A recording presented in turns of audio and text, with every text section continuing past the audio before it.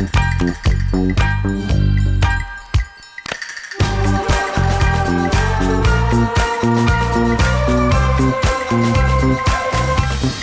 pessoal, boa noite. Acho que a gente já pode ir começando. Sejam muito bem-vindas, bem-vindos, bem-vindos ao nosso Meetup de número 85 de Data Science e Machine Learning. Hoje o tema do Meetup vai ser inferência causal. A gente vai ter duas apresentações essa noite. A primeira vai ser mais introdutória e a segunda vai falar mais sobre inferência causal na prática. Hoje a gente tem dois convidados especiais. A gente vai receber o Matheus Facuri e o Rafael Bruce para falar desse tema para a gente. E daqui a pouco eu vou passar a palavra para eles. Mas antes disso, eu só vou dar alguns recadinhos. Então, me apresentando rapidamente, meu nome é Leonardo, eu sou engenheiro de Machine Learning aqui no Nubank e eu vou ser o host do Meetup de hoje. Me descrevendo brevemente, eu sou um homem branco, cabelo e barba pretos, eu estou usando uma camiseta preta, um óculos com armação transparente e aqui atrás de mim tem um fundo roxo do Nubank, onde está escrito Building Nu. Para quem está participando do nosso Meetup pela primeira vez, sejam muito bem-vindos. O nosso Meetup já existe há pouco mais de 8 anos e acontece uma vez por mês. As apresentações de hoje, elas vão ser gravadas e depois a gente vai colocar lá no nosso canal do YouTube, Build Nu. Então, se você está aqui já assistindo a gravação, se inscreve no nosso canal, a gente sempre vai postar aqui os vídeos das novas edições e você consegue acompanhar o que está acontecendo. Para quem está aqui no Zoom com a gente ao vivo, eu vou deixar daqui a pouco o link do nosso canal aqui no chat para vocês darem uma olhada depois. No final das apresentações, a gente vai ter um tempo dedicado para perguntas e respostas. Então, aqui na parte de baixo da tela do Zoom tem um botão de Q&A. Fiquem à vontade para colocar as perguntas que vocês tiverem lá a qualquer momento durante as duas apresentações. E mesmo que você não tenha uma pergunta logo de cara, vale a pena dar uma olhada lá e votar nas perguntas que vocês acharem mais interessantes. No final, a gente vai ler as perguntas mais votadas por vocês e os nossos convidados vão responder. No final do Meetup também, quando a gente vai encerrando, deve aparecer para vocês uma janelinha do Zoom com uma pesquisa bem curtinha. A gente fica muito feliz se vocês puderem responder. E hoje também a gente tem mais um recado bem especial. A gente vai sortear 5 cópias digitais do livro do Matheus Facuri, Inferência Causal em Python. Então, para você participar, você só precisa preencher um formulário. A gente vai deixar o link no chat para vocês. E nesse formulário você vai colocar o nome completo e o e-mail. É importante colocar o nome completo de vocês, não só o primeiro nome, assim fica fácil a gente identificar o ganhador no final. E confere bem o e-mail, porque o livro vai chegar para vocês por e-mail, a mensagem vai chegar por e-mail, então o e-mail precisa estar certo. Ah, e é isso. Ao longo das apresentações, eu vou colocar o link para vocês algumas vezes do formulário para ninguém ficar de fora. Então, é isso. Recados dados, a gente vai começar com o Rafael Bruce. Rafael, o palco é seu. Opa, obrigado pela apresentação, Leonardo. Meu nome é Rafael. Só para todo mundo ficar à parte, eu sou um homem branco, estou de óculos, barba para fazer, cabelos caindo. Aqui no fundo eu tenho homenagem californiana à Ponte de Niterói, a Ponte de São Francisco. E é isso de descrição para cego ver. Espero que todos estejam vendo bem. Vou compartilhar a tela agora aqui. A apresentação.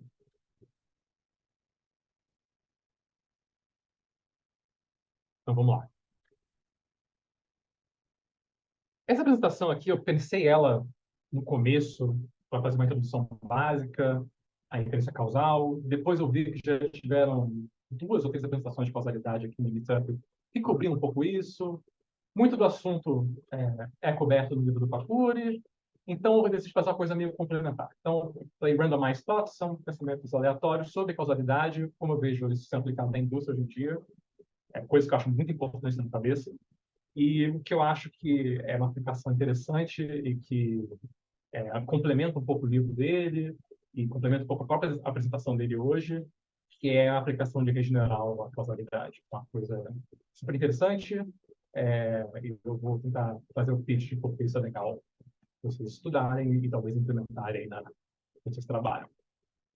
Então, a agenda de hoje, primeiro, refletir por que saber inferência causal e por que aplicar isso na indústria. Né? Então, a gente tem a seguinte questão. A maioria das questões acionáveis de negócios, elas são causais. Né? Então, a gente tem esse domínio de questões correlacionais, que são perguntas que a gente sempre tem na cabeça quando pensa em machine learning. Então, a gente quer saber a chance do consumidor não pagar a sua conta em 30, 60, 90 dias, a chance de uma transação ser fraudulenta ou não, ou se ela é fraudulenta ou não, e qual a razão, o contexto desse consumidor ter contatado a gente. São perguntas, uma parte delas descritivas. Né? A gente quer saber algo, pegar uma informação.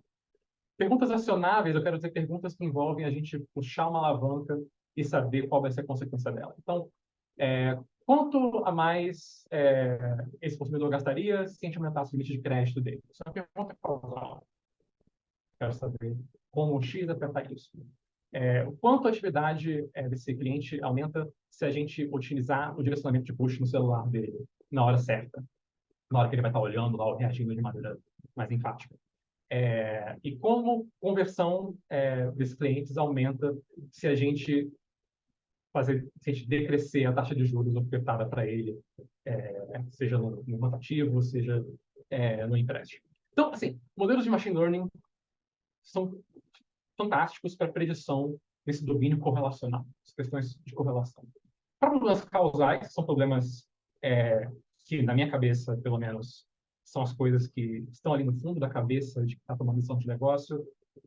A gente precisa de modelos causais e de dados aleatorizados, que são o bread and butter, assim, o insumo básico desse tipo de modelo. Okay? Então, tem uma coisa interessante, por que eu acho que é legal a gente estudar isso, especialmente dentro da indústria tech e dentro do mercado, apesar de, assim, tanto na academia, quanto no meio de pesquisa, quanto na indústria, a gente usar dados e aplicar inferência causal, usar estatística, eu acho que o campo ideal para isso se desenvolver no mercado, uma empresa. E pesquisa, assim, de acadêmico, matemática mesmo, estatística mesmo, todo mundo coda do mesmo jeito. Talvez a gente code mais por questões empregatícias, mas as perguntas e os problemas são diferentes. Eu acho que os problemas têm muita interseção com coisas importantes para a gente. Então, na academia, a gente está interessado em saber efeitos médios, o famoso ATE, né? Efeito de tratamento médio. A gente quer saber se X causa Y na média. Eu quero saber se dar uma vacina na média melhora a saúde de uma população. Eu quero saber se dar rede contra mosquito numa população na África reduz a incidência de doença ali. A pergunta de sim ou não para decidir sobre uma política. Em tech, a gente quer saber, e na indústria, a gente quer saber questão de sensibilidade. A gente quer saber esse efeito de tratamento médio, só que condicional a alguma característica, para a gente otimizar o direcionamento desses tratamentos. Né?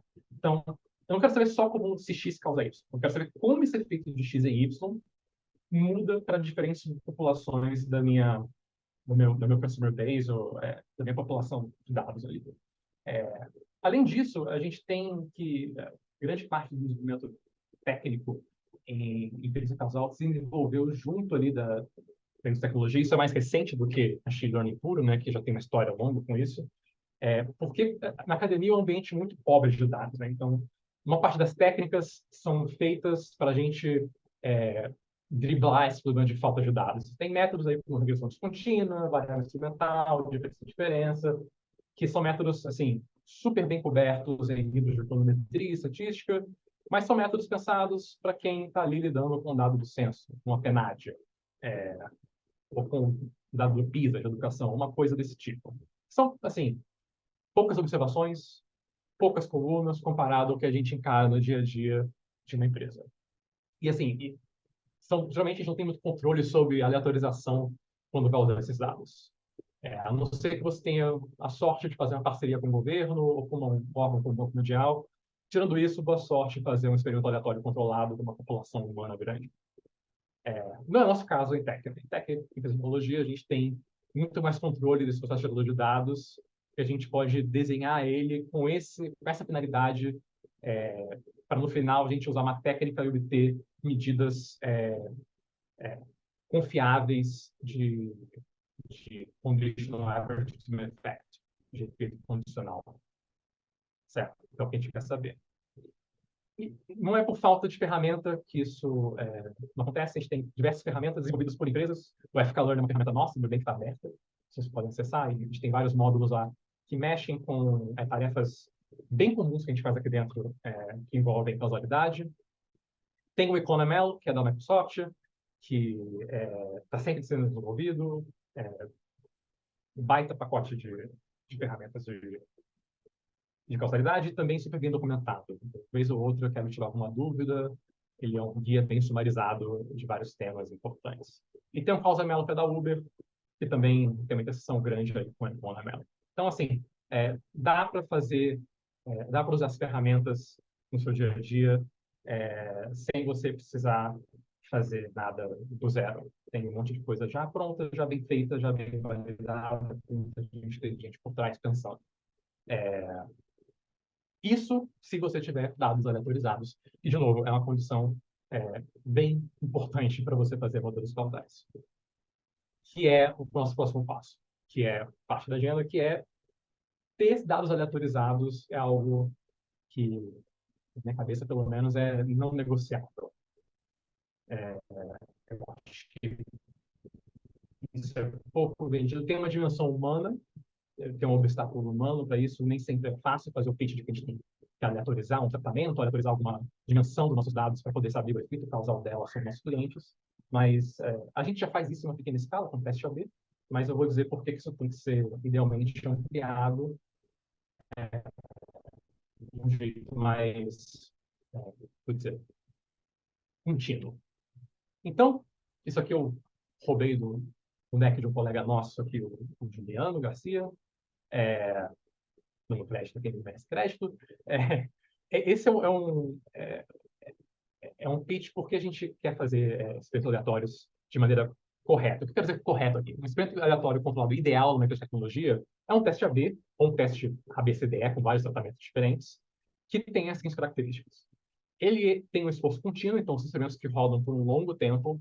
Não é uma coisa one shot, não é uma coisa que nem o experimento AB simples que o pessoal do marketing vai lá e roda e deixa algumas semanas rodando, depois tira e olha ali para algumas poucas pessoas. Não, a gente quer pegar ali uma porcentagem da nossa clientela de um produto e, naquele produto, pensar bastante e aleatorizar um tratamento relevante para a gente.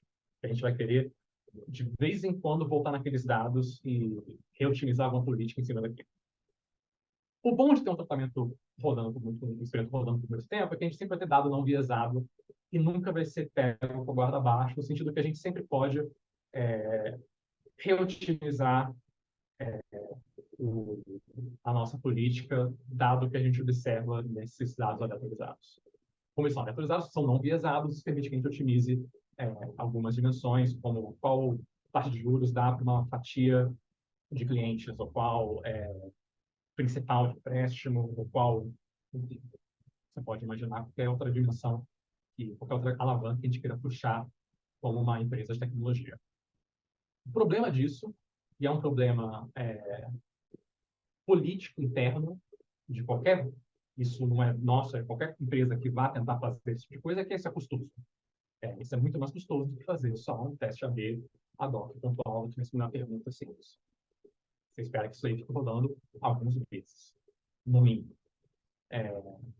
E também que seja bem pensado e bem discutido qual vai ser o conjunto de parâmetros a serem testados que cobre pontos de interesse. Então, a gente quer saber quais coisas a gente vai querer otimizar e qual range de otimização a gente vai querer impor para essas coisas.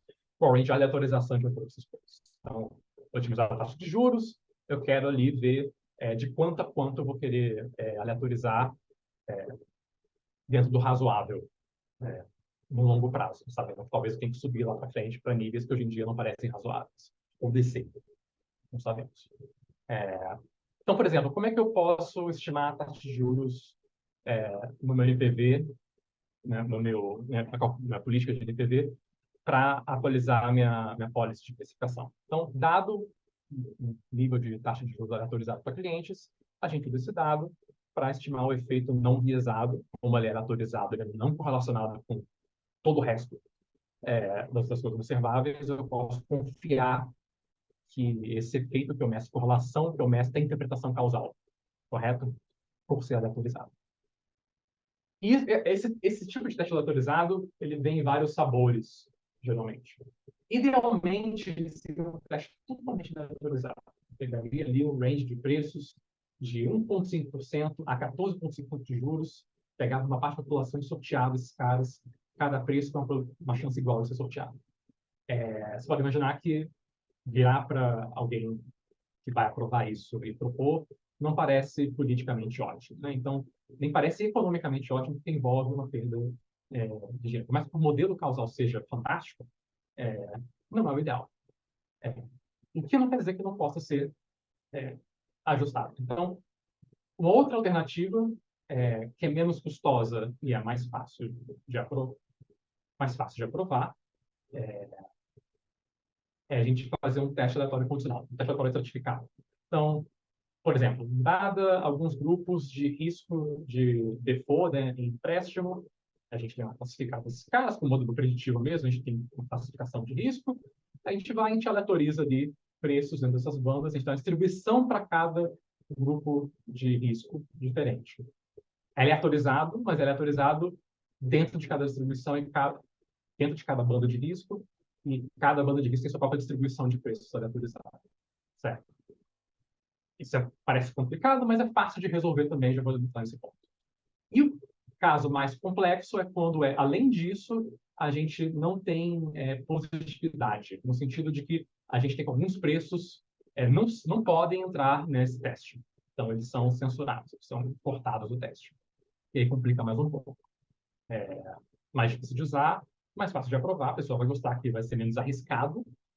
Toda aleatorização envolve sair de um baseline que é julgado como ótimo. Então, não é o ideal, mas geralmente é o mais fácil de aprovar. Então, qual vai ser a cara desse negócio, né? Então, aqui eu tenho, na coluna da direita, eu tenho 3 distribuições de preço. Cada tom de verde aí é um grupo de risco, e cada distribuição dessa é a aleatorização que eu fiz em cada banda de risco. Isso aqui não é um dado real, não é uma Bank, isso aqui é somente sintético.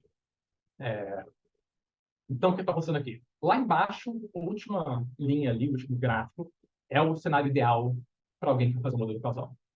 Eu simplesmente sorteei preços com a mesma distribuição, distribuições muito próximas, que não variam de banda de risco a banda de risco.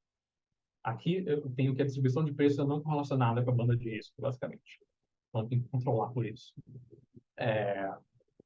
O outro caso, o caso acima, o caso do meio ali, é o caso que cada banda de risco, de cada grupo de risco, tem uma distribuição, uma aleatorização própria, digamos assim. O grupo médio, o grupo alto, o grupo baixo, tem ali, recebe seu próprio sorteiozinho de preços a serem julgados. E o último ali em cima, vocês podem ver que no verde claro ali tem, comparado ao de baixo, tem um corte grande ali, que tem vários preços que não são incluídos. A gente tem o caso mais crítico, né? Que é vários preços não são incluídos nessa banda de risco baixo. Assim, nos 2 casos de cima, onde tem algum condicionamento, a gente teria que desenviesar, fazer o famoso debias nesse caso. Como eu faria isso? Tem 2 jeitos. Um jeito que é esse nome complicado, Fishbone-Lova, com um teorema que, sim, ele é simples, apesar do nome complicado. O que eu faço? Eu rodo uma regressão do meu tratamento contra as coisas que determinam a alocação de tratamento, pego o resíduo disso. Depois eu vou no meu target, rodo esse target contra essas coisas que determinam o tratamento, pego o resíduo disso e rodo o resíduo contra o resíduo. Eu estou matando a variação correlacionada a esse tratamento, a essa alocação não aleatória do tratamento. Tô deixando ele aleatório, as if aleatório. E tenho que fazer isso também com reponderação da amostra via peso, via propensity score. Então, como nesse meio que a gente geralmente tem controle do processador de dados, a gente sabe exatamente qual foi a regra que regiu essa aleatorização. Eu sei exatamente como está lá na ETL a probabilidade de alguém com o risco X receber um preço Y. Eu sei isso. Com isso, eu posso desenviesar minha amostra, só reponderando ela por essa probabilidade e deixar todo mundo como se tivesse a mesma chance de levar o preço. Então, são pequenos ajustes que podem ser usados quando a gente politicamente não consegue fazer o caso de baixo, né? Puramente aleatório. E dando um salto super grande aqui dando um fast forward enorme, uma aplicação que eu acho que é muito relevante de causalidade, que também usa dado aleatorizado, e assim, eu consigo enfatizar o suficiente isso. Para você fazer modelo causal, você precisa de dado aleatorizado, alguma dimensão. Pode ser condicionalmente aleatorizado, mas tem que ter. Mas responder perguntas causais tem que ter isso. Todos os métodos que eu podia ter mencionado aqui agora e que são cobertos, são fartamente documentados. Então, você tem method learners, você tem double machine learning, você tem causal trees, você tem um monte de coisa que, se alguém quiser, eu posso mandar referência. Vários deles conversam no próprio livro A Ser Sorteado, do Facuri. Mas eu vou cobrir alguma coisa que não é coberta no livro do Facuri, que eu acho interessante e que provoca alguma felicidade em mim como economista, que eu acho que uma aplicação muito canônica do que a gente sabe, que a gente faz em pesquisa em economia, que a gente chama de modelos estruturais. Então, eu chamo aqui de Neural Networks for Domain Driven Causality. Então, é como você impor conhecimento de domínio em um modelo causal, colocando restrições a ele, para você tirar coisas dele que façam sentido e obter parâmetros dessas formas funcionais que descrevem esse comportamento, que você sabe como funciona, que é a forma funcional que rege ele. Primeiro, matar essa ideia. Eu botei o título, a pior headline que você já viu na sua vida, que é uma matéria do Wired de 2008, que o começo do hype de machine learning é o fim da teoria.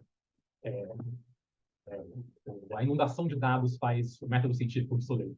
Que é uma paspalhada, que denotei a idade agora, paspalhada, que é uma, para não dizer palavrão, que fizeram, que eu acho que a coisa da rede neural, ela força, aplicar em causalidade, ela força você pensar em teoria de cara. O que eu quero dizer com isso?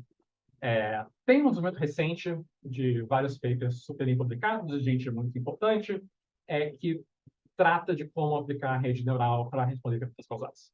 Vocês ainda pensando, pô, Bruce, eu vi lá que tem um paper que fala que para dado tabular é só rodar gradient boosting, só rolar o XGBoost que vai melhor que a rede neural. Verdade.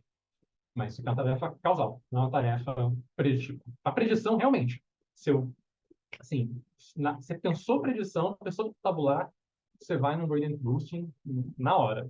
Nesse caso, não é tão direto. E para esse caso específico que eu quero responder aqui, menos ainda. Nesse caso, a rede neural faz sentido. E eu não estou fazendo nada aqui dessas aplicações hypadas de imagem e large language models. Isso aqui são as coisas que pagam conta efetivamente de data science, dado tabular. Não é post no mínimo, coisa que paga conta. Então, é isso aqui. Por que usar rede neural? Então, redes neurais causais são muito boas porque elas permitem o que a gente chama de modelagem estrutural. Permite que você imponha conhecimento de domínio como uma forma funcional que descreve um comportamento de consumidor. Então, vamos supor que eu tenho uma reta, uma fórmula ali, A mais BX, ou A menos BX, melhor, que descreve uma curva de demanda.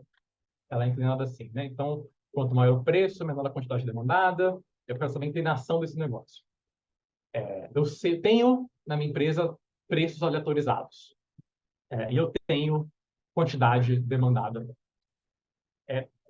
Assim, via rede neural, eu consigo, de cara, tirar um modelo que eu consigo prever, a partir das features, para cada cliente, qual vai ser a inclinação dessa reta dessa curva de demanda.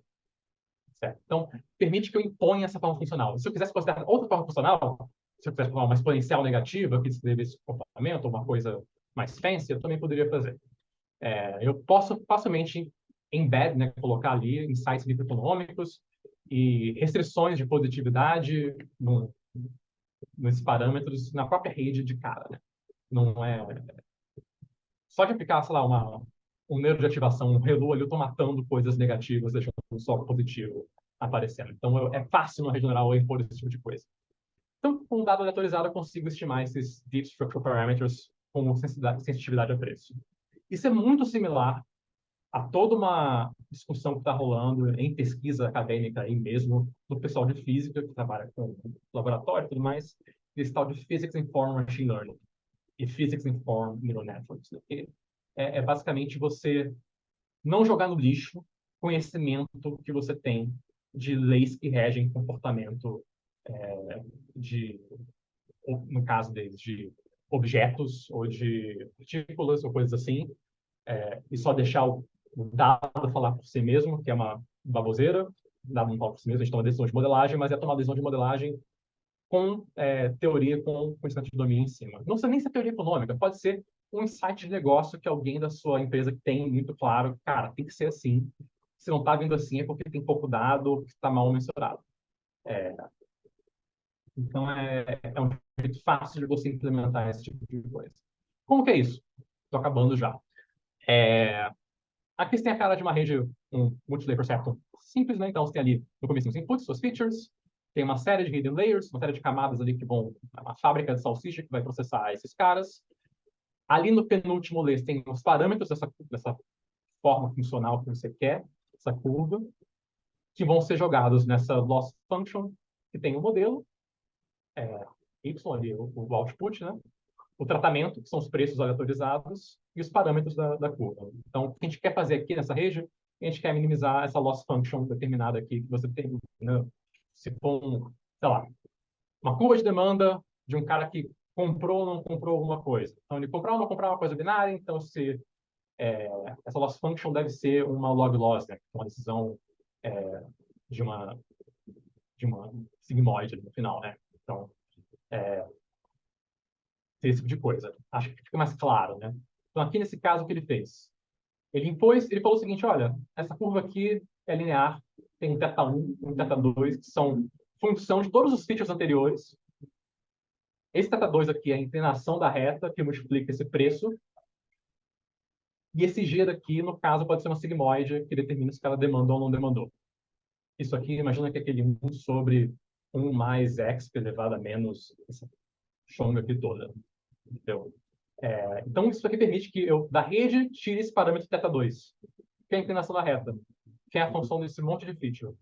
Então, para cada cliente que for aparecer para mim, eu consigo pegar desse cara, prever qual seria esse parâmetro profundamente causal dele ali, que é a sensibilidade dele a preço. O quanto ele reage a uma mudança de preço.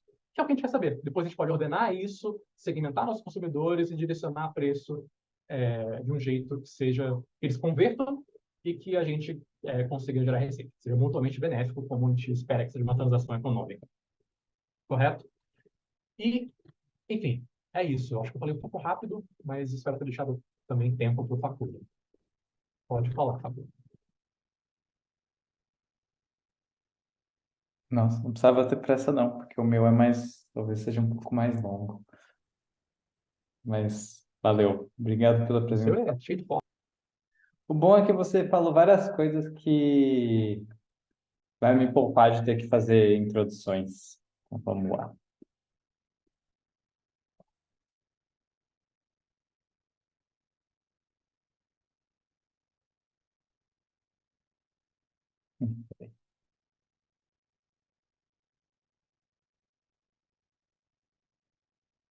Estão vendo aí?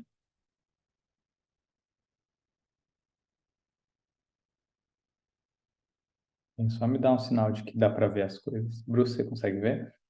Dá Sim, para tá ver, dando para ver. tranquilo, tá bala. Valeu. Bom, então, antes de começar um pouco sobre mim, Eu estou usando óculos, sou também um homem branco. Eu geralmente não uso barba, mas faz tempo que eu não tenho tempo de fazer a barba. Eu tô com cabelo curto e uma camisa preta do Nubank também. Eu sou formado em economia. Eu entrei no Nubank para trabalhar principalmente em modelos de crédito, mas eu tive uma breve passagem por marketing e trabalhei bastante em collections. Collections é quando a pessoa fica atrasada e a gente tem que cobrar a pessoa. E lá a gente trabalhou bastante com reinforcement learning, que na verdade me interessou antes de eu começar a trabalhar com inferência causal. E a gente vai falar um pouco sobre isso nessa apresentação. Depois disso eu virei um gerente de pessoas, perdi a minha humanidade, a minha essência, a minha vontade de viver. Aí eu voltei para trabalhar com cartão de crédito. Aí eu decidi que eu não queria mais ser um manager, voltei a trabalhar mais como uma pessoa técnica, assim, né? Então, começo agora... e ultimamente eu tenho trabalhado bastante com modelos causais para crédito. Então, basicamente esse é o resumo. Vamos agora para a apresentação. Eu vou dar um exemplo aqui que é um exemplo de crédito, mais porque é mais fácil de eu pensar, porque eu trabalho todo dia, mas assim, só para deixar claro, isso aqui é dado simulado, não é nada de dado de cliente, nem é assim que a gente faz no Nubank, é mais um problema dummy, assim. E acho que também é um problema, uma versão muito mais simplificada do que a gente faria aqui, do que a gente faz aqui no Nubank, mas acho que é bom ter um exemplo para tornar as coisas um pouco mais concretas. Então, acho que a primeira etapa dessa palestra a gente vai só falar sobre um exemplo que vai ser entender como otimizar uma política de crédito. Então, para entender como otimizar uma política de crédito, acho que a primeira coisa que a gente tem que entender é como que a gente perde dinheiro. Então, o lado das despesas de um banco, né? Então, como que um banco perde dinheiro? Então, basicamente, quando chega o dia de pagar a fatura do cartão, ou na hora que chega o dia de pagar um empréstimo, pagar a parcela de um empréstimo, o cliente toma uma decisão, né? Ele pode ou pagar para o banco ou ele pode não pagar para o banco. E a gente perde dinheiro quando o cliente toma a decisão de não pagar. Isso é o que a gente chama de custo de risco, né? Então, a gente pode falar que a gente pode tentar modelar isso aqui como uma probabilidade, a probabilidade do cliente de tomar essa decisão de não nos pagar, né? E é um evento binário, ou o cliente paga ou ele não paga, e a gente pode modelar com alguma coisa como se fosse uma logística. E aí, se a gente está tentando entender, se a gente está tentando alocar, como o Bruce está falando, o preço, né, que no caso o preço de um banco, a taxa de juros, então se a gente está tentando entender como que a taxa de juros impacta nessa decisão do cliente não pagar, a gente coloca aqui a taxa de juros, geralmente a gente coloca ela como um izinho, né, de interest rates, a gente coloca pode colocar uma logística aqui, e a gente vai ter essa curva em S aqui, falando que conforme a gente aumenta a taxa de juros, talvez a gente atraia clientes que são só os clientes mais arriscados, né? Os clientes bons, eles não vão querer pegar empréstimos com umas taxas muito altas, e é por isso que o risco sobe conforme a gente aumenta a taxa de juros. E aí a gente modelou o principal componente de custo de um banco, que é a probabilidade do cliente não pagar o empréstimo. Isso aqui é uma probabilidade, mas a gente pode converter isso no valor monetário, né? Se eu pegar esse risco aqui, então a chance do cara não pagar, e multiplicar pela quantidade de dinheiro que ele pegou emprestado. Então a gente pode modelar o tanto de dinheiro que a gente vai perder, simplesmente pegando a chance dele não pagar vezes o tanto de dinheiro que ele perdeu. E a única coisa que se faz é sair de um eixo que era de 0 a 1 para um eixo que é um eixo monetário, né? De 0 a, sei lá, vamos dizer que esse cliente aqui ele pegou R$ 1.000. Então, tem aqui que o custo, o lado dos custos do meu problema de otimização, vamos falar assim.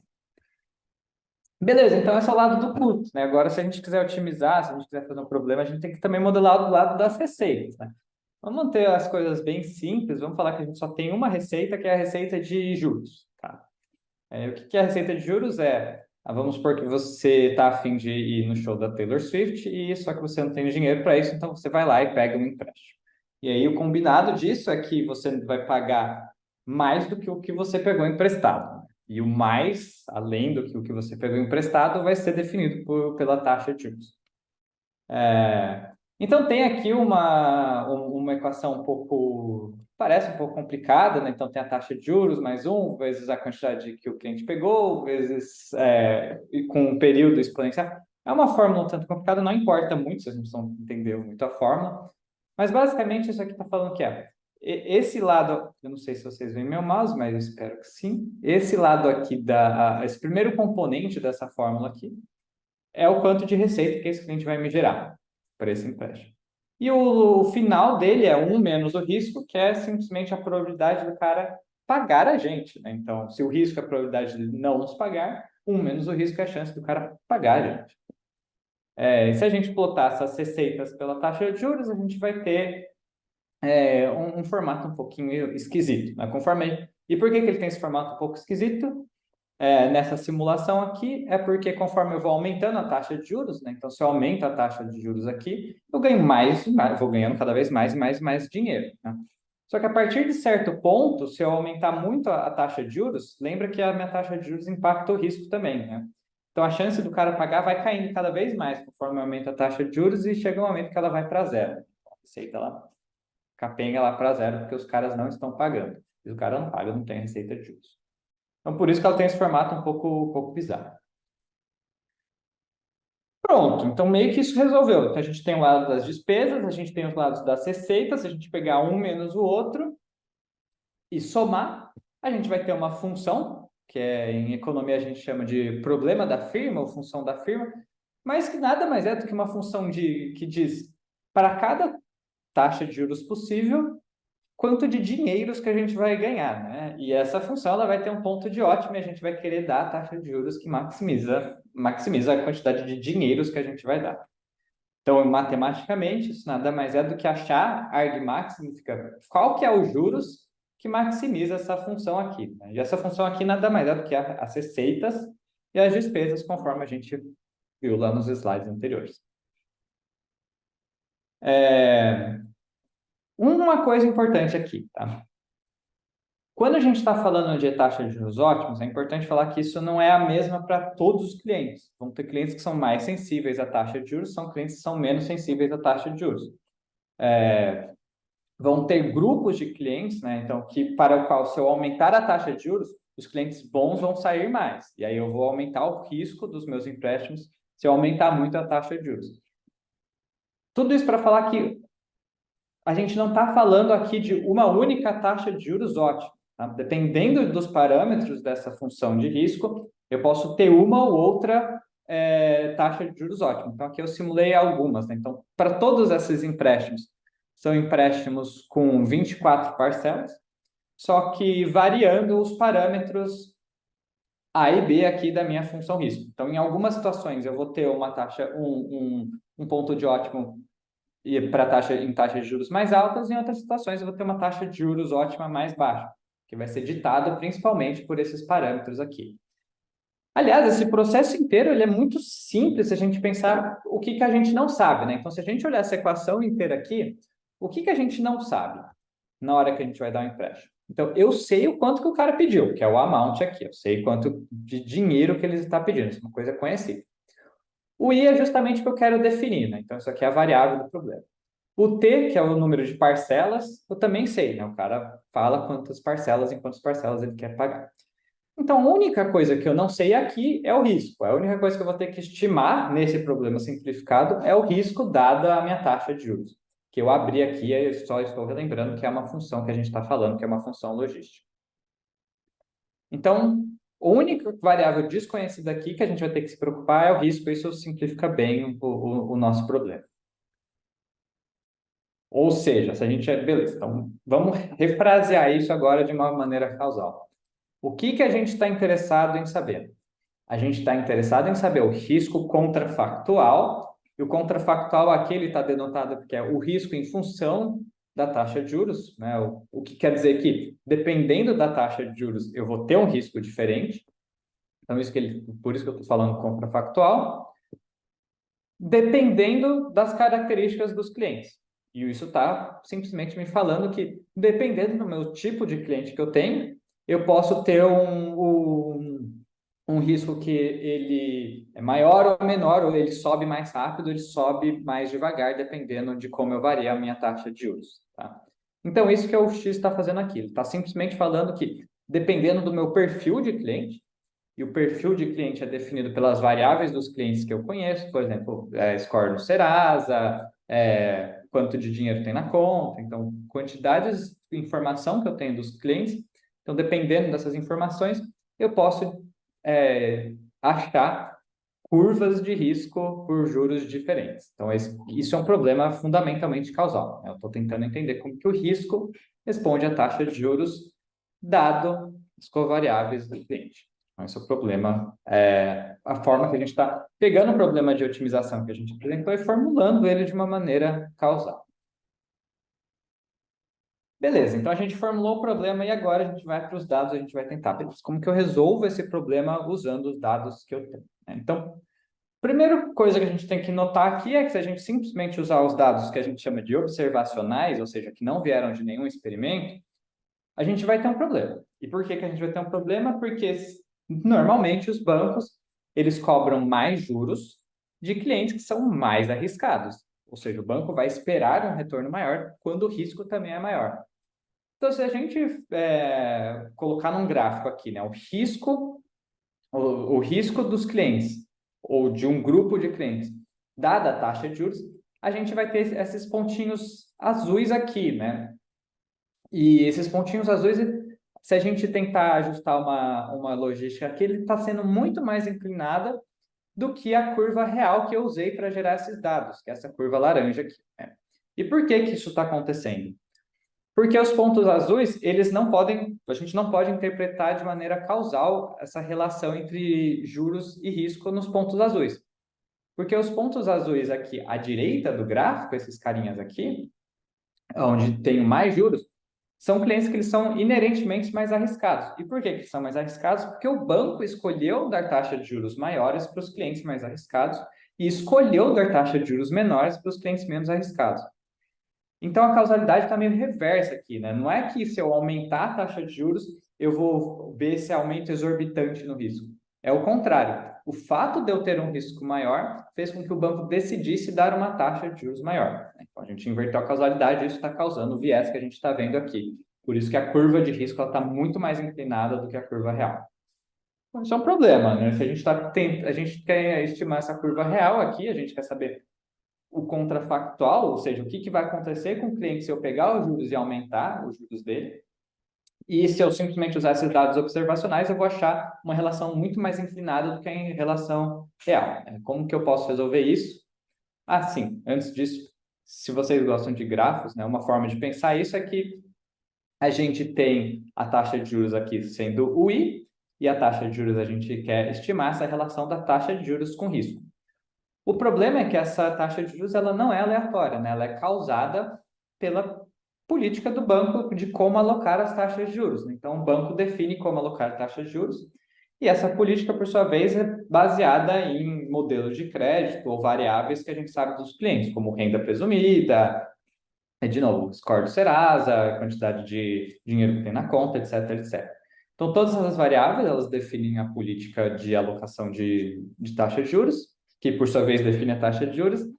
E, dado tudo isso, né, a gente tem o que a gente chama de um caminho não causal, que ele está fluindo assim, por trás por essas variáveis aqui. Então, na hora que a gente tentar estimar a relação entre juros e risco, a gente tem que fechar esse caminho aqui, que está o que a gente chama confundindo a gente, está causando viés aqui.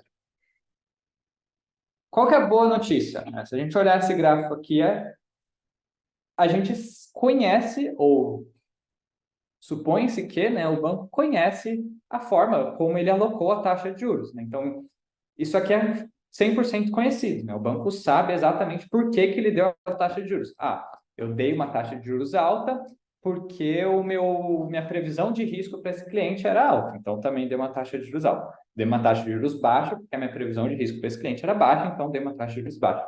Então, a alocação, né, em termos de inferência causal, a gente fala que a alocação do meu tratamento, no caso, a alocação da minha taxa de juros, ele é completamente conhecido, né? Eu não tenho nenhum que a gente chama de variável confounding desconhecida, né? Não tem nada que eu não consigo mensurar aqui que é um confound. Então, eu consigo observar todos eles. Isso é muito bom, porque isso faz com que a gente possa fazer uma das principais hipóteses que a gente precisa para fazer esse tipo de estimação, que é a hipótese de CIA, né? De independência condicional. Então, condicionando a política de crédito, eu consigo saber estimar a relação causal entre juros e risco. Ou seja, eu consigo fechar esse caminho, né, esse backdoor path aqui, eu consigo fechar ele controlando pelas minhas políticas de crédito. Então, essa é a boa notícia. A má notícia é que isso normalmente é determinístico, né? Então, dado as variáveis dos clientes, ou dado uma previsão de risco para o cliente, a política que vai decidir, para cada risco previsto, os juros vai ser alguma coisa. E essa alocação de taxa de juros, ou alocação de tratamentos, ela geralmente é determinística, né? Ela não tem nenhuma aleatoriedade nisso. O que isso implica é que a probabilidade do tratamento condicionado às variáveis, em termos mais técnicos, ela vai ser ou 0 ou 1. Ou seja, o cliente ele vai receber aquela taxa de juros ou ele não vai com probabilidade 0 ou 1. Isso é ruim porque viola, embora a gente tenha uma das principais, a gente possa assumir independência, né? A gente sabe que se a gente controlar pela política, a gente tem independência. A parte ruim é que a gente viola outra hipótese que a gente precisa para fazer a inferência causal, que é a positividade, né? Os clientes não têm probabilidade menor do que 1 ou maior do que 0. Ou seja, o cliente só vai receber aquela taxa de juros, ele não pode receber nenhuma outra. Se ele tiver aquela previsão de risco, ele nunca vai receber nenhuma outra taxa de juros além da que ele recebeu. Então, isso é ruim, porque viola a positividade quando a gente está... E isso faz com que a gente não vai conseguir estimar bem essa relação entre taxa de juros e risco. Qual que é a saída? A saída mais tradicional é ou a gente faz algum tipo de teste, ou a gente usa experimentos naturais, né? Então, por exemplo, pode ser que em algum momento o banco trocou a política de taxa de juros. Então, num dia estava com uma política que dava, sei lá, juros baixos, e aí em outro dia estava com uma política que dava juros altos. A gente pode usar essa diferença que é quase aleatória, né? Foi simplesmente um dia arbitrário que decidiu fazer essa troca de política e usar esse tipo de experimento. Ou se a gente conseguir, né? O que você já falou das várias dificuldades de por que isso é difícil de fazer, mas só para continuar com exemplos, vamos supor que a gente consiga aleatorizar a taxa de juros, tá? Então, vamos assumir aqui que a gente consegue aleatorizar a taxa de juros só para simplificar o meu exemplo. E com isso a gente resolveria os dois problemas, né? A gente teria os dados, a gente teria a relação real entre juros e risco, que agora a gente aleatorizou, e a gente também teria positividade, né? Então, porque, de novo, é aleatório, né? Todos os clientes têm uma chance maior do que 0 e menor do que um de receber uma ou outra taxa de juros. Tem várias formas, tem várias complicações ainda aqui, né? Porque taxa de juros é o que a gente chama de um tratamento contínuo, né? Então ele não é um tratamento binário, e fazer desenhos de experimentos de tratamentos contínuos não é tão simples, né? Então a gente poderia, por exemplo, usar uma uniforme para mostrar as taxas de juros. A gente poderia mostrar só nas duas pontas, né? Então mostrar a taxa de juros mais baixa e mais alta, nas duas pontas e no meio, enfim, tem N formas. Eu acho que infelizmente, a gente não tem muito tempo, adoraria falar um pouco mais sobre isso, mas o importante aqui é só dizer que a gente consegue aleatorizar a taxa de juros. Tá? Então, vamos supor que a gente conseguiu aleatorizar a taxa de juros. E vamos agora só dar uma recapitulada, então, onde que a gente está, né? Beleza, a gente tem dados observacionais e a gente vai ter muitos dados observacionais que são os dados de juros, decisões de juros que a gente fez no passado. Então, o banco já fez várias decisões de juros no passado e a gente observou e viu o risco dessas pessoas.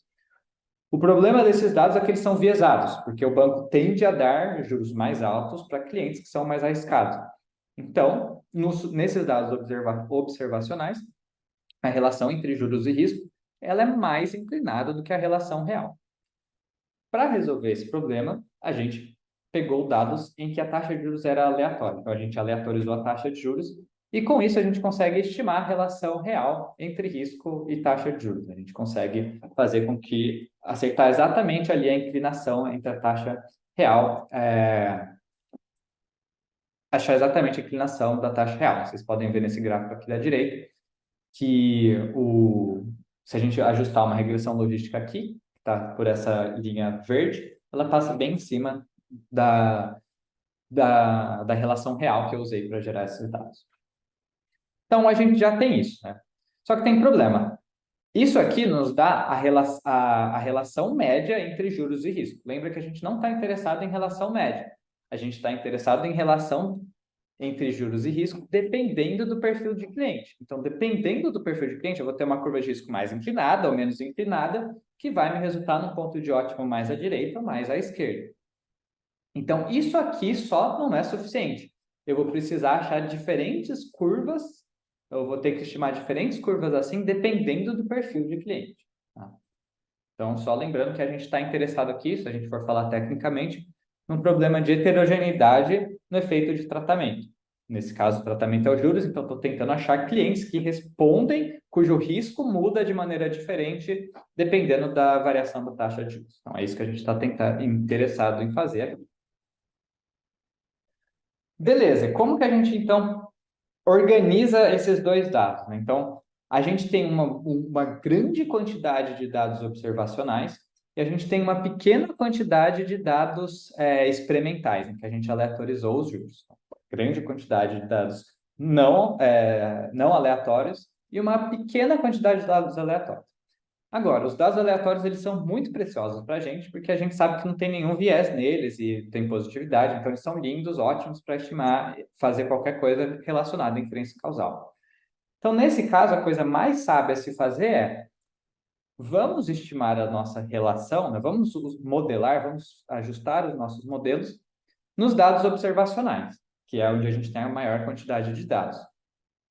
Só que vamos validar nos dados experimentais. E por que isso? A gente precisa confiar muito nas nossas validações. Né? A gente precisa saber que, se eu estou falando que o meu modelo vai dar isso de dinheiro, ele precisa de fato dar isso de dinheiro. E o melhor lugar para fazer isso é nos dados experimentais, onde a gente sabe que não tem viés nenhum, onde a gente não tem que se preocupar com confound nem nada. Então, porque a gente tem muito pouco, né? Como a gente tem muito pouco dado, em vez de jogar eles no nosso modelo, a gente vai reservar eles só para validar. Eles são muito preciosos, a gente precisa confiar muito bem na nossa validação, então vamos separar eles só para validar. Então, beleza. Isso me deu o seguinte, né? Eu ajustei um modelo para prever risco dada a taxa de juros nos dados observacionais, eu validei esse modelo nos dados experimentais e eu vou usar esse modelo para alocar as minhas taxas de juros futuras. Uma vez que eu já estiver feliz com esse modelo, já tiver validado esse modelo, eu vou usar esse modelo agora para alocar as próximas taxas de juros. Né? Eu vou usar ele para definir a taxa de juros ótima. E um pequeno detour, né? Como que a gente pode ajustar esse modelo? Acho que não é o foco dessa palestra, mas só para a gente ter alguma coisa para se basear, qualquer modelo de machine learning que use como variáveis as covariáveis dos clientes, taxa de Serasa, etc. E o tratamento, que no caso é a taxa de juros, eu posso usar esse modelo para fazer previsões contrafactuais. Então, por exemplo, uma vez que eu treinar um modelo com taxa de juros e as variáveis dos clientes para prever risco, eu posso pegar esse modelo e perguntar. Chega um cliente e eu falo, modelo, qual seria o risco desse cliente com a taxa de juros 1? Qual seria o risco desse cliente com a taxa de juros 2? Qual seria o risco desse cliente com a taxa de juros 3? Então, para o mesmo cliente, eu posso ir variando a taxa de juros e ver qual que é a previsão que ele cospe. Isso vai me dar uma previsão contrafactual para cada tratamento que eu plugar nesse modelo. Tá? Então, a gente vai fazer um modelo desses, LightGBM, pode ser qualquer modelo, pode ser uma rede neural, mas aqui vamos usar um LightGBM simplesinho. E, além disso, a gente vai usar outro modelo. Né? Então, uma pequena melhora que a gente pode fazer nesse modelo é o seguinte. A gente sabe que esses dados observacionais, onde a gente vai treinar esse modelo, eles são viesados. Então, eu posso tentar desenviesar esses dados com alguma técnica de desenviesamento, como, por exemplo, um modelo de propensity score. O modelo de propensity score ele vai ser um modelo auxiliar que vai tentar prever o meu tratamento, ele vai me dar probabilidade daquela taxa de juros acontecer, e aí eu consigo usar essa probabilidade para desenviesar os meus dados. E aí eu treino De novo, eu treino um Light GPM, um modelo de Machine Learning, nos dados desenviesados agora e faço a mesma coisa que eu fiz com o modelo anterior. Então, eu simulo várias taxas de juros para o mesmo cliente e vejo o que acontece. No resto dessa palestra, eu vou chamar esse modelo aqui de modelo observacional ou modelo não causal, e eu vou chamar esse modelo aqui de modelo causal, porque esse modelo ele tenta desenviesar os dados observacionais usando técnicas de inferência causal, né, de desenviesamento. Só para a gente ter duas coisas para comparar e para a gente começar. Isso vai ser interessante na hora que a gente começar a falar de avaliação de modelos. Então, beleza, eu fui lá, peguei esses dois modelos, essas duas formas de modelagem, treinei nos meus dados observacionais, e agora eu vou pegar esses dois modelos e eu vou fazer previsões nos meus dados aleatórios. Eu estou fazendo previsões nos meus dados aleatórios e eu estou computando a métrica de performance, nesse caso eu estou fazendo um R quadrado, entre os meus dois modelos. Então, tanto o meu modelo observacional, que é aquele que não corrige os dados viesados, e o meu modelo causal, que usa o propensity score, ou inverse propensity weighting, por isso que tem esse IPTW aqui, então o azul é o modelo causal. Eu estou usando o modelo causal também para fazer previsões, e aí eu estou vendo qual dessas previsões é mais assertiva. E notem que, curiosamente, nesse caso aqui, o modelo não causal, que não faz nenhum tratamento nos dados, ele está performando melhor nos dados aleatórios, tá? Então, isso aqui é validando nos dados onde eu performei o experimento, onde não tem viés nenhum. O que é muito estranho, porque o modelo que eu treinei em dados viesados está melhor em dados não enviesados, dados aleatórios, do que o modelo que eu treinei nos dados enviesados corrigindo para o viés. Então, isso é muito estranho, né? Como que o modelo causal está performando pior do que o meu modelo não causal? E aqui na esquerda, né, isso aqui é só previsão de risco, mas eu também posso ver qual que seria o quanto de dinheiro que esses dois modelos eles teriam gerado para mim, né? Como eu estou com dados simulados, eu posso fazer essa simulação e ver, se eu usar o modelo causal para tomar decisão, se eu usar o modelo observacional para tomar decisão, eu consigo ver o que teria acontecido, eu consigo colocar os intervalos de confiança e mostrar que isso não é um fenômeno de aleatorização. De fato aqui... desculpa. Uma coisa se a gente pegar esses modelos e fazer isso, o que acontece é o inverso, né? O modelo causal, ele está gerando mais dinheiro, então ele está gerando algo em torno de R$ 1.066 e R$ 1.078 para cada empréstimo, enquanto que o modelo observacional está me gerando menos dinheiro, em torno de 1.010 e 1.020. Então, a gente tem outro problema aqui. Primeiro, o modelo causal, ele parece performar pior em termos de prever risco, mas ele está me dando mais dinheiro.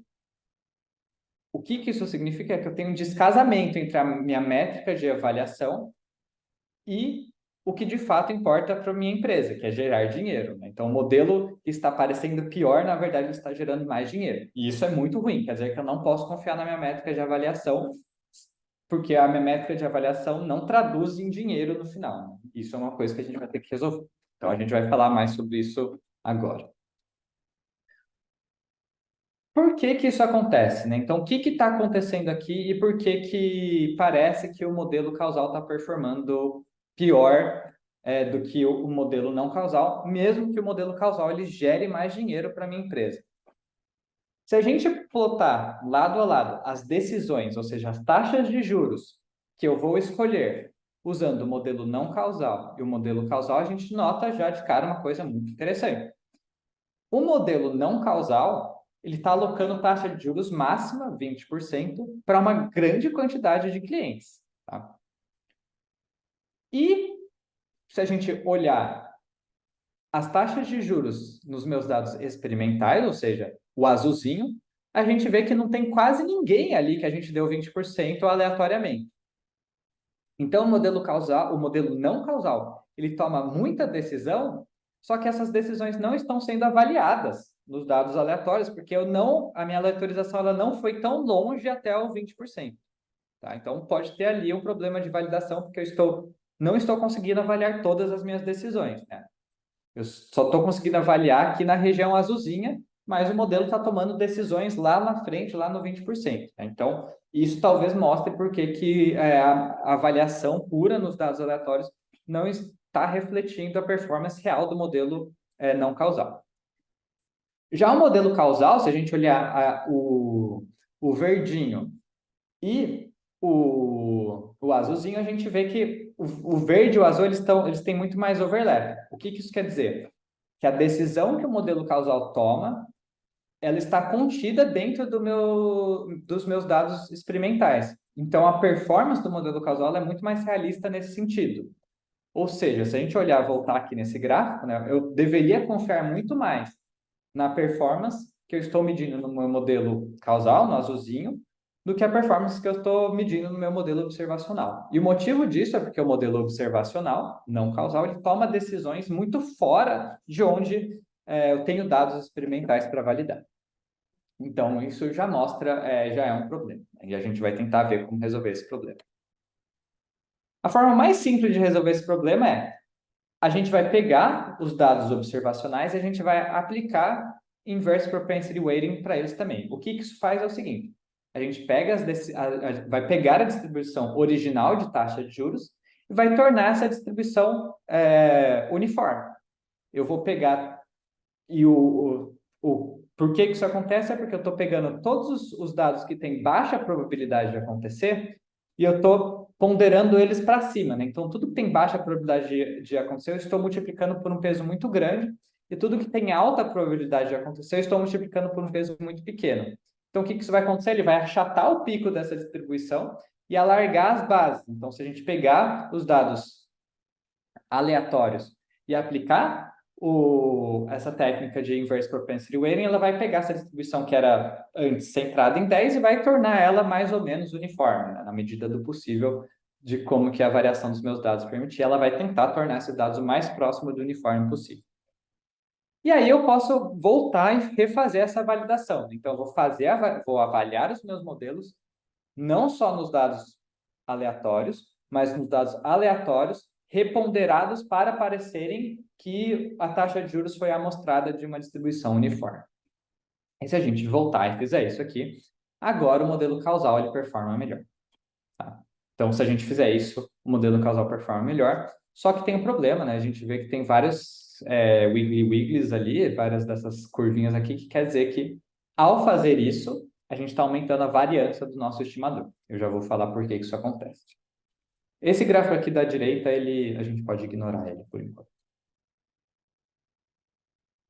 Beleza, então a gente conseguiu corrigir a nossa métrica, então agora a gente tem uma métrica de avaliação que ela casa com o que de fato eu observo, né? Então o meu modelo causal está performando melhor e ele está gerando mais dinheiro, isso é muito bom. Eu casei a minha métrica de avaliação com o quanto de dinheiro que eu tenho. O modelo que performa melhor segundo essa métrica também é um modelo que gera mais dinheiro.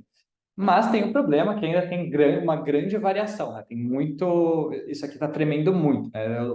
Vai ter um intervalo de confiança muito grande essa métrica. E a gente ainda vai falar como reduzir esse intervalo de confiança. E agora a gente já está entrando em terras de reinforcement learning. Então, o que seria muito ótimo, né? Então, vamos só recapitular o que a gente está fazendo aqui. Ao pegar a minha distribuição de dados aleatórios e reponderar ela para que ela pareça uniforme, o que eu estou avaliando? Né? Um modelo que performa bem numa distribuição de juros uniforme, ele performa bem para qualquer taxa de juros que eu defina. Tá? Então, esse modelo que performa bem numa distribuição uniforme vai performar bem para qualquer taxa de juros, seja 4%, seja 20%, porque todas elas têm a mesma probabilidade de acontecer. Isso que é a distribuição uniforme. Mas será que eu quero um modelo que performa bem para qualquer taxa de juros? Porque se a gente for pensar, né, na hora que eu for alocar as minhas taxas de juros, eu não vou alocar elas de maneira uniforme. Eu vou alocar elas com uma distribuição meio arbitrária, né? Então, tem uma distribuição, como eu estou mostrando aqui no gráfico da direita, né? Provavelmente eu vou ter algumas taxas de juros muito altas, algumas taxas de juros baixas e assim por diante. Então, eu não quero avaliar o meu modelo numa distribuição uniforme. Eu quero avaliar o meu modelo na distribuição de juros que ele faria, né? Então, meu modelo ele vai gerar uma distribuição de taxas de juros que são as taxas de juros que eu vou alocar com base no modelo que eu tenho. O que isso quer dizer, né? Idealmente, o que a gente quer fazer é, eu tenho a minha distribuição de dados aleatórios, só que eu não quero avaliar o meu modelo nessa distribuição de dados aleatórios. Por quê? Essa distribuição de dados aleatórios, ela, sei lá, está centrada em 10, às vezes 10 nem é a taxa de juros mais interessante que eu vou dar no futuro, né? Então, não necessariamente os meus dados aleatórios eles vão casar com os dados que eu vou dar na vida real. Então, eu quero fazer isso. Eu quero justamente sair dos meus dados aleatórios e chegar na distribuição de decisões que o modelo vai tomar. E para isso a gente usa uma técnica que chama Importance Sampling. Basicamente, consiste em ponderar todas as amostras dessa distribuição aleatória por pesos em que o denominador é a distribuição de origem e o numerador é a distribuição de destino. É confuso, mas a gente já vai fazer um passo a passo. Então, primeiro passo, né? Eu tenho os dados originais aqui seguindo essa distribuição de taxa de juros. Primeiro passo é aplicar o Inverse Propensity Weighting. O que o Inverse Propensity Weighting faz? Ele vai transformar os dados numa distribuição uniforme, né? A gente já viu isso acontecendo. Então, ele faz com que antes eu tinha uma distribuição onde 10 era o mais provável e agora eu tenho uma distribuição onde todas as taxas de juros são igualmente prováveis. E aí eu vou pegar essa distribuição aqui de cima e eu vou multiplicar pela probabilidade do meu modelo escolher aquela taxa de juros, ou seja, da minha política escolher aquela taxa de juros, que é a probabilidade de eu escolher a taxa de juros dadas as variáveis x. Então, aí eu saio da minha distribuição uniforme e vou para uma distribuição que é a distribuição de decisões que eu de fato vou tomar em produção. E assim eu completo o processo. Só mais uma vez, dando mais um exemplo e mostrando, e agora a gente vai entrar em o porquê que isso vai aumentar a variância do nosso estimador. Vamos supor que eu tenho esse cliente aqui, que ele tem essa variável x, não importa muito o que ele é, e a taxa de juros que eu dei para ele foi 1%, certo? Só que a taxa de juros que a minha política vai alocar vai ser 13%. Então, o meu modelo, por qualquer motivo, o modelo que eu escolhi, ele escolheu dar 13% para esse cliente. Então, eu peguei esse mesmo cliente, eu gerei várias cópias desse cliente, cada uma com uma taxa de juros diferente, que é a taxa de juros que eu poderia dar, e aí eu vi qual que foi a taxa de juros que o meu modelo de fato escolheu. Então, meu modelo escolheu 13%. O que isso significa, né? Que a probabilidade do meu modelo escolher, se é uma política determinística, ela vai ser sempre zeros, e ela vai ser 1 se ele vai ser 1 aqui para essa linha de 13%, né? Porque ele de fato escolheu essa linha. O problema é que aqui eu tenho um descasamento entre o que eu gostaria que acontecesse, 13%, e o que aconteceu, que é 1%. Se eu tenho esse descasamento, basicamente eu tenho que jogar fora esse dado, porque o meu modelo ele estava falando que ele queria 13%, então logo a probabilidade do modelo escolher a taxa de juros 1, que é o que aconteceu, é zero. Então, se a gente voltar aqui, né, basicamente está falando que o numerador aqui, esse numerador vai ser zero e eu vou descartar esse dado. Isso vai acontecer muito, né? Eu estou basicamente avaliando só onde colidem o que aconteceu de fato e o que o meu novo modelo gostaria que acontecesse. Então, isso faz com que eu jogue muito dado fora e aumenta a minha variância. Então, outra forma de ver isso lembra que esses aqui são os nossos dados aleatórios, né? A gente amostrou, a gente pegou dados aleatórios, onde, seguindo essa distribuição, a taxa de juros mais provável era 10. Só que o meu modelo que eu estou querendo avaliar, nesse caso aqui é o modelo não causal, lembra que ele dava muitas taxas de juros lá no 20%. Só que eu tenho muita pouca amostra de 20% nos dados aleatórios que eu quero, né? Então, qual vai ser o resultado disso? Eu vou estar dando muita importância, ou seja, eu vou aumentar muito a ponderação desses dados aqui no 20%. Então, eu vou pegar esse pinguinho de dado aqui que eu tenho no 20% e vou dar um peso enorme para ele. Vou falar que esse dado aqui é super importante para mim. Tá? E isso vai ser um problema. Isso vai ser um problema porque isso vai dar uma baita variância, isso vai dar um intervalo de confiança enorme, porque eu estou dando muita importância para uma região onde eu tenho muito poucos dados. Né? E aí, se eu fizer essa validação, né, então, aqui o que eu estou fazendo é, eu tenho os meus dados reais, que são azulzinho, e eu estou aplicando o Important Sampling, tanto para a política do meu modelo causal, que seria o laranja, quanto para a política do meu modelo... ao contrário, gente, desculpa. Eu estou dando... O laranja seria a política do modelo não causal e o verdinho seria a política do modelo causal. E aí a gente vê que está dando essa grande importância ali no ponto 20, e como estou dando muita importância para um ponto onde eu tenho pouco dado, eu vou ter esses intervalos de confiança enormes aqui. Tá? Então, isso é um problema, mas já é uma forma bem interessante, porque agora eu não estou mais validando o que a gente ganhou com isso. Né? Antes, eu estava avaliando o meu modelo em dados uniformemente distribuídos. Né? Então, eu estava perguntando, esse modelo aqui ele vai performar bem, independente da taxa de juros que eu escolher. Na hora que eu estou usando Important Sampling agora, o que eu estou falando? Esse modelo aqui ele vai performar bem nas taxas de juros que ele escolher. Então, o modelo vai tomar decisões e ele vai performar bem nas decisões que ele vai tomar. E a gente conseguiu fazer isso pegando a distribuição de dados aleatórios e transformando essa distribuição de dados aleatórios na distribuição de dados que o modelo vai gerar.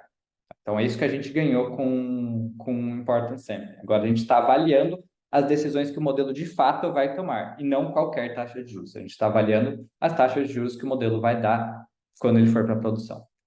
Só que o problema disso é que a gente tem intervalões de confiança, né? Justamente porque a gente vai ter que jogar muito dado fora na hora que a gente fizer isso. Tudo bem. Vamos supor que a gente fez isso e a gente viu, não, a gente, baseado nessa informação, a gente sabe que o modelo, mesmo com intervalo de confiança, a gente viu que o modelo causal, ele ainda assim está performando melhor do que o modelo não causal. Então, se a gente fosse escolher entre um desses dois modelos, a gente iria com o causal. Então, beleza. Vamos pegar esse modelo causal e, de fato, tomar decisões com ele. Só que agora eu vou olhar o meu dado de outra forma, tá? Agora, quem está tomando a decisão é o meu modelo causal. Então, o meu modelo causal vai gerar os dados observacionais. Eu ainda tenho dados experimentais onde eu aleatorizo a minha taxa de juros. Só que a grande quantidade dos meus dados vem de dados onde o modelo causal tomou a decisão de juros. Mas agora, em vez de tratar isso como coisas separadas, eu vou tratar como um único blobzão de dados em que eu vou estimar e avaliar o meu modelo.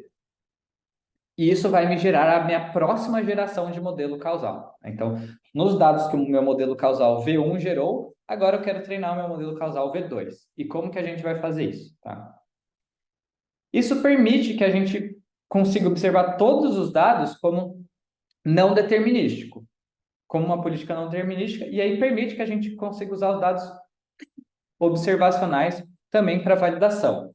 Então, vamos ver um exemplo de como isso aconteceria. Como que a gente consegue juntar esses dois dados para tanto treinar quanto validar. Primeiro, se a gente tem um dado que ele não é experimental, né, ou seja, essa decisão foi tomada pelo meu modelo causal, esse dado não veio dos meus dados aleatórios. Então, ele está aqui com um zerinho se ele é experimental. Só que a chance dele cair no meu experimento é 33%, então a chance dele não cair no meu experimento é 66%. Então, qual que é a chance desse cliente aqui, ele ter a taxa de juros que ele teve, né? Essa taxa de juros de 8% aqui. A chance de juros dele, o propensity score dele, a chance dele ter essa taxa de juros é a chance dele cair no set que ele caiu, ou seja, dele não cair no experimento, 66%, vezes a chance dele ter aquela taxa de juros, dado que ele não caiu no experimento. Como qualquer coisa fora do experimento é determinística, a chance de ter aquela taxa de juros, dado que ele não está no experimento, é sempre 1. Então, o propensity score final, ele nada mais é do que a chance do cara cair no grupo não experimental, nesse caso aqui, 66%. E no caso experimental é igual a gente tinha antes, né? Só que agora a gente vai multiplicar o propensity score que a gente tinha antes pela probabilidade de cair no experimento, que vai ser sempre 33% para todo mundo. Só que o interessante disso é que agora eu consigo usar os meus dados não experimentais como se fossem dados experimentais. Isso é muito interessante, eu consigo colocar um propensity score, consigo atrelar um propensity score diferente de um para dados que não são experimentais. E no momento que eu tenho o propensity score, no momento que eu consigo esse propensity score, aí eu consigo fazer o inverse propensity weighting e eu consigo fazer importance sampling com os dados observacionais também. O que me permite ter uma quantidade muito mais brutal de dados. Eu tenho agora os dados observacionais e os experimentais no mesmo dataset e eu consigo fazer importance sampling com eles. Então, se a gente pegar agora os dados observacionais e experimentais, eu tenho um pool de dados muito maior e eu consigo usar isso para fazer a minha validação. Mais interessante do que isso é, os meus dados observacionais, eles foram gerados pelo meu modelo causal V1. Como a gente é muito difícil o meu modelo causal V2 tomar decisões loucamente diferentes do meu modelo causal V1, provavelmente as decisões que eu vou querer avaliar no meu modelo causal V2, elas estão próximas das decisões que o meu modelo causal V1 tomou. Ou seja, as decisões que eu quero tomar no futuro, elas estão casando com as decisões que eu tomei no passado, na maioria das vezes. Então, não vou ter esse problema que eu tinha aqui no passado, né? De um modelo que tomava muitas decisões numa região onde eu não tinha dados. Porque agora eu sempre vou ter, não sempre, mas assim, é muito maior a chance de eu ter gerado dados na região que eu quero avaliar. Porque as minhas decisões elas não vão variar muito de uma versão para outra do modelo. E por conta disso, se a gente pegar o modelo causal e agora avaliar esse mesmo modelo causal, mas usando também as decisões que ele gerou, eu consigo diminuir muito o meu intervalo de confiança. E aí, o que eu estou fazendo aqui agora é, eu estou usando tanto os dados experimentais e os dados observacionais para validar aquele modelo causal que eu tinha e diminuir muito o intervalo de confiança. E depois disso, meio que é só pegar o que a gente já fez e repetir com mais, cada vez mais, mais e mais. Então, antes eu tinha o modelo causal V1, que estava tomando as decisões, que estava gerando meus dados observacionais, eu tinha um pequeno pool de dados experimentais.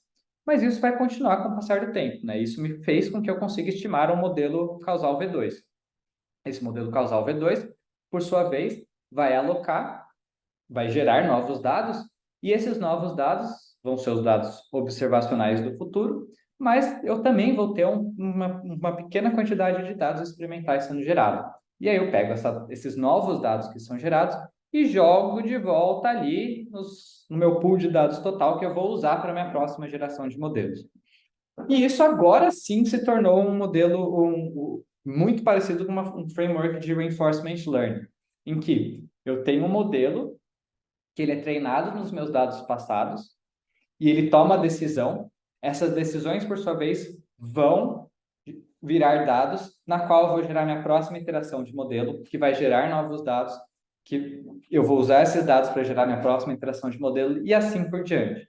Então, isso é um modelo de reinforcement learning, não tão tradicional no sentido que ele não necessariamente precisa ser retreinado automaticamente, pode ser que tenha um ser humano lá retreinando esse modelo a cada geração, mas ainda assim, o feedback entre dados passados, gerar o modelo, tomar novas decisões, observar o que acontece, pegar esses dados das decisões tomadas, colocar de volta lá no pool de dados, treinar a nova geração de modelos, esse é o ciclo que tem o modelo de reinforcement learning, que é o modelo de reinforcement learning ele itera, né? Como que ele vai sempre se atualizando.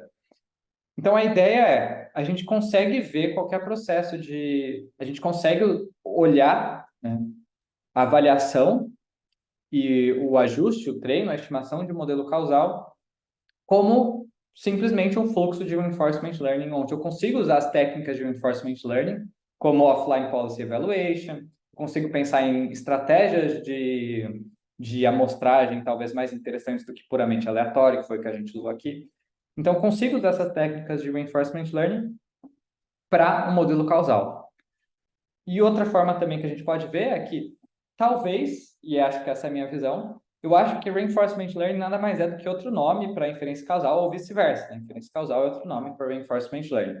As diferenças são que em reinforcement learning a gente fala que a gente tem uma variável resposta, que é o y, a gente também tem isso em inferência causal. A gente tem variáveis X, que em Reinforcement Learning a gente chama de contexto, e a gente tem a ação, né, que é a decisão que a gente quer tomar em Reinforcement Learning, e na inferência causal a gente chama de tratamento. Então, para mim, a gente está falando das mesmas coisas, simplesmente usando nomes diferentes. Aí a gente pode pegar muitas dessas técnicas de Reinforcement Learning e aplicar em modelagem causal para melhorar cada vez mais o nosso processo de tomada de decisão. Então, foi uma palestra mais longa, um pouco técnica. O código que eu usei para gerar tudo isso daqui, todos esses gráficos, tá no GitHub e vai estar disponível também no PowerPoint da palestra. Boa, obrigado, Matheus. A gente está no finalzinho do nosso tempo. A gente não vai conseguir ler todas as perguntas, mas vamos tentar passar por algumas delas, uma, duas. E aí no finalzinho a gente faz o sorteio dos livros. Pode ser? Bom, vamos lá. Então eu vou ler aqui a pergunta, e aí, Rafael, Matheus, fiquem à vontade para responder. Ah, a primeira pergunta que eu vou ler é: pode acontecer de uma variável que tem efeito causal significativo não ser importante num modelo preditivo?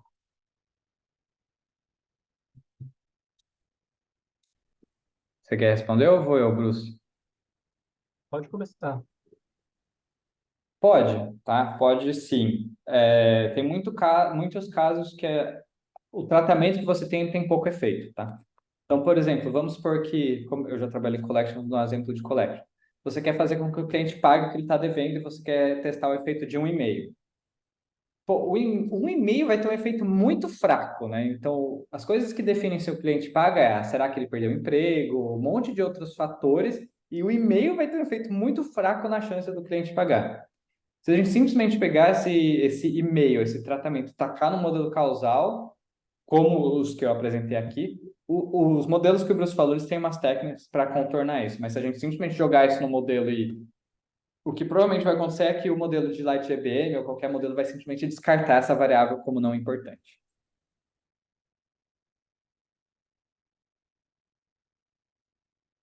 Boa. A próxima pergunta vocês podem falar um pouco sobre o ciclo de vida e monitoramento de modelos causais? Quais são os principais desafios e métricas? Posso começar falando aqui, depois o Matheus complementa. Olha, o que acontece geralmente com modelos causais é que a gente monitora eles usando métricas. A gente não tem um ROC ao C do modelo causal, né? Então, o toolkit básico de data science ele não se aplica tão diretamente. O que a gente faz é que a gente tem métricas, geralmente na literatura de Lift, né? Então, a gente, sei lá, a gente segmenta os consumidores e vê como a distribuição acumulada do target se comporta para cada segmento daquele. É um jeito de a gente medir quão bem o modelo está. A gente pode observar como uma área a área acima dessa curva se comporta ao longo do tempo, se ela está caindo, se ela está subindo. A gente pode monitorar a métrica nesse sentido. Mas não, essa é uma área muito complicada de causalidade. Eu acho que no começo desse ano teve um paper que basicamente falava, olha, a gente não chegou a um ponto que a gente tem uma métrica true rule than all, assim, para modelos causais. Métricas diferentes geram conclusões diferentes muitas vezes. Então, o que a gente faz, a gente geralmente olha para a curva de elasticidade acumulada, de sensibilidade acumulada, e a curva de ganho acumulado, que são curvas da literatura de uplift, geralmente.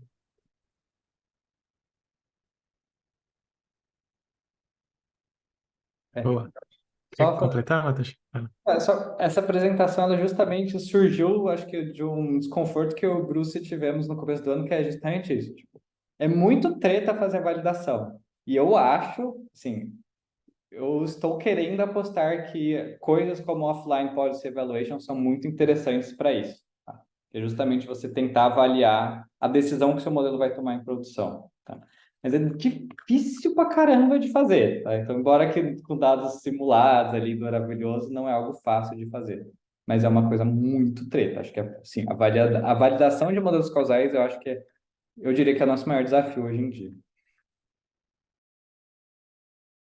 Boa. Eu vou para a próxima pergunta, então, que é: em política tem o adverse selection. Eu consigo usar inferência causal para esse problema?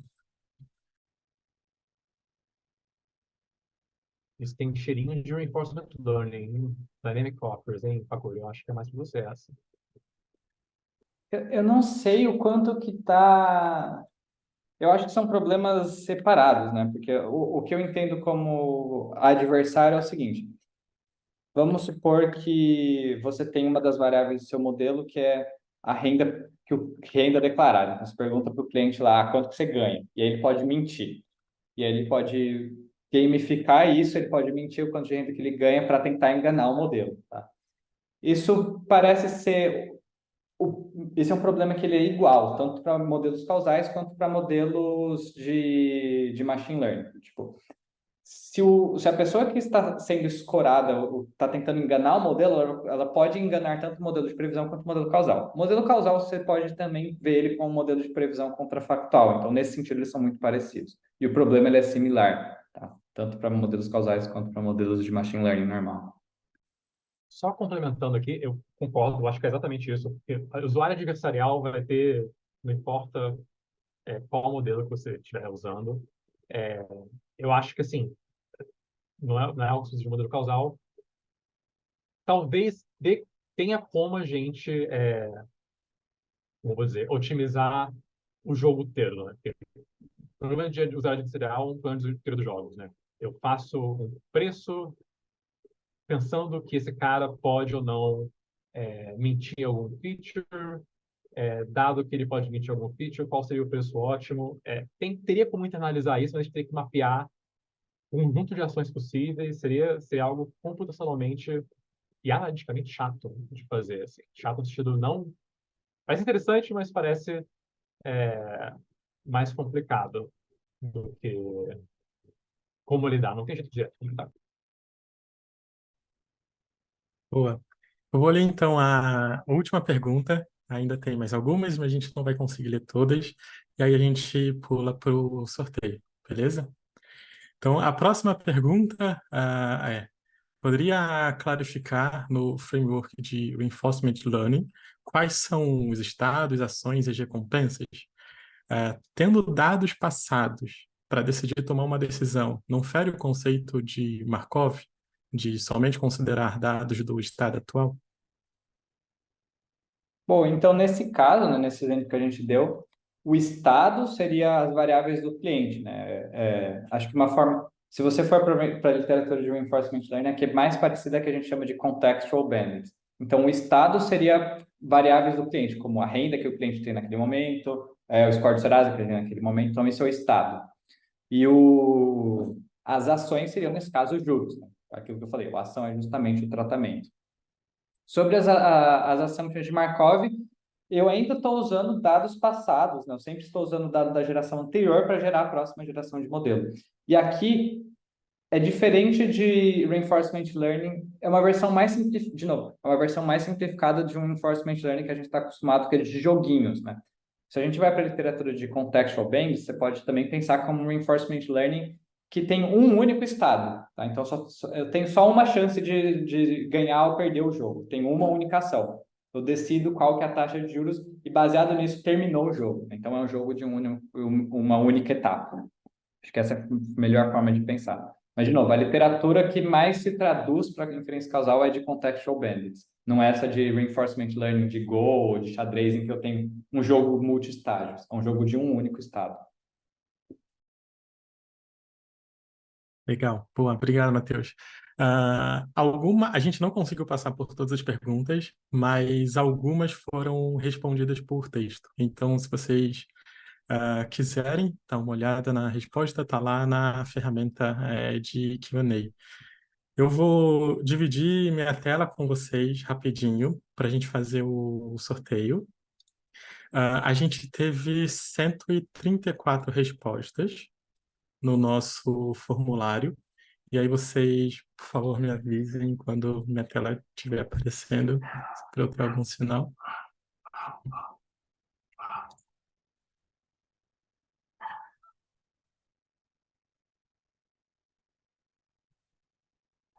Beleza. Bom, então a gente teve 134 respostas, a gente vai usar um sorteador online. Eu coloquei já aqui a lista com o nome de todas as pessoas. A gente vai sortear 5 cópias digitais do livro. E aí depois, pelo nome completo de vocês, a gente vai pegar o e-mail e fiquem atentas ao e-mail de vocês nos próximos dias, porque vocês devem receber mais informações sobre o livro. Então, vamos lá.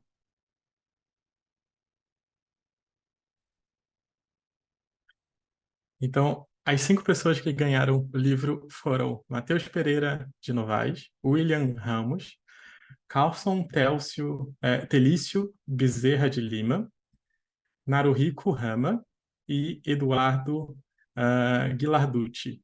Ah, Fiquem atentos ao e-mail de vocês.